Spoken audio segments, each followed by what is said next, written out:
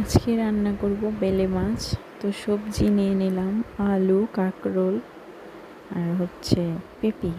তো কুচি কুচি করে কেটে নিলাম। বেলে মাছগুলা দিয়ে দিলাম। এখন মশলা দিয়ে আগে সবজিগুলা কষিয়ে নিয়েছি।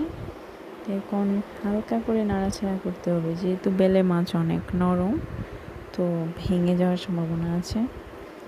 তো এখন একটু চাপা দিয়ে দিলাম। এখন একটু জল দিতে হবে, জল দিয়ে আবার ডেকে দিতে হবে যাতে সবজিগুলো সেদ্ধ হয়ে যায়। সেদ্ধ হয়ে গেলে তো বেশি নাড়াচাড়া করা যাবে না, বেলে মাছ ভেঙে যাবে, ভেঙে গেলে ভালো দেখাবে না। তো এখন হালকা নাড়াচাড়া করে আমি আবার ডেকে দেব যাতে সবজিগুলো সেদ্ধ হয়ে যায়। তো এই হচ্ছে আজকের রান্না।